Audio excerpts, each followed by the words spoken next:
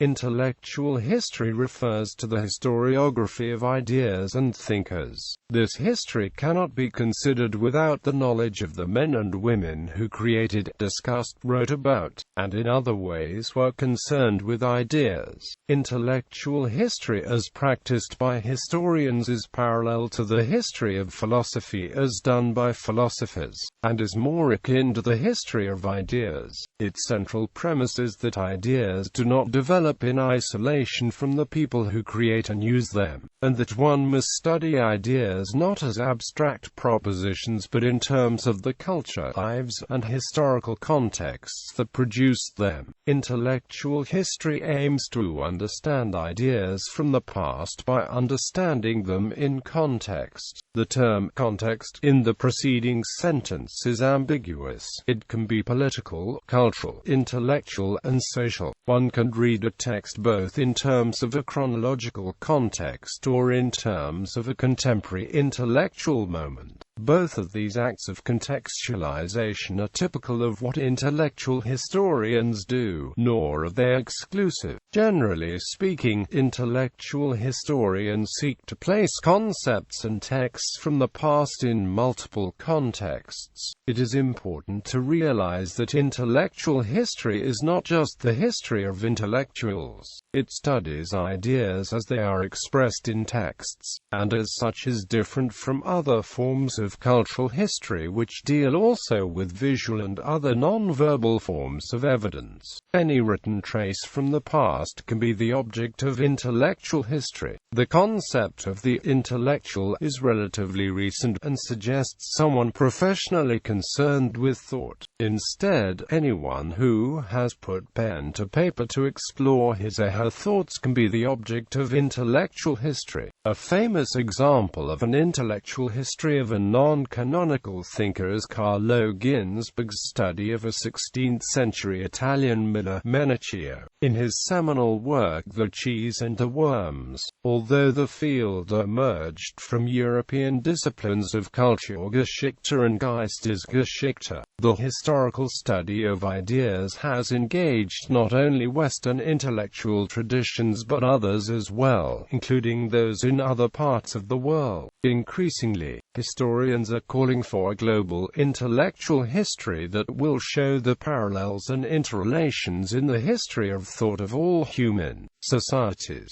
Another important trend has been the history of the book and of reading, which has drawn attention to the material aspects of how books were designed, produced, distributed, and read.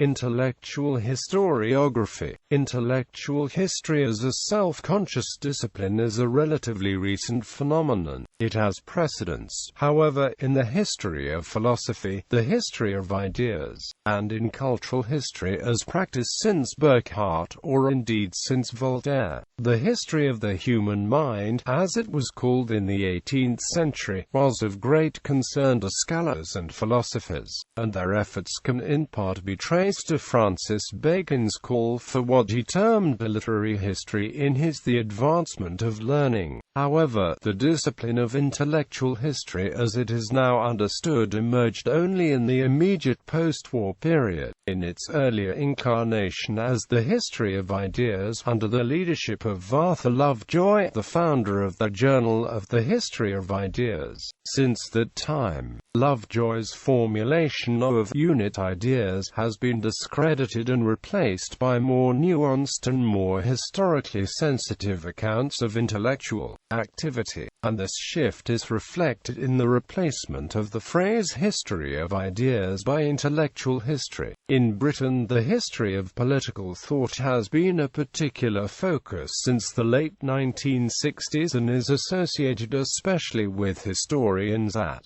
Cambridge, such as John Donne and Quentin Skinner. They studied European political thought in its historical context, emphasizing the emergence and development of such concepts as the state and freedom. Skinner in particular is renowned for his provocative methodological essays, which were widely read by philosophers and practitioners of other humanistic disciplines, and did much to give prominence to the practice of intellectual history. The University of Sussex has also achieved a reputation in this field of study, and the Sussex emphasis on broad interdisciplinary study has been particularly useful in relevant teaching and research. In the United States, intellectual history is understood more broadly to encompass many different forms of intellectual output, not just the history of political ideas, and it includes such fields as the history of historical thought, associated especially with Anthony Grafton of Princeton University and J.G.A. Pocock of Johns Hopkins University. Formalized in 2010, the History and Culture Ph.D. at Drew University is one of a few graduate programs in the U.S. currently specializing in intellectual history, both in its American and European contexts. Despite the prominence of early modern intellectual historians, the intellectual history of the modern period has also been the locus of intense and creative output on both sides of the Atlantic. Prominent examples of such work include Louis Menand's The Metaphysical Club and Martin Jay's The Dialectical Imagination. In continental Europe, equivalents of intellectual history can be found. An example is Reinhard Koselleck's Begriffsgeschichte, though there are methodological differences between the work of Koselleck and his followers and the work of Anglo-American intellectual historians. Prominent individuals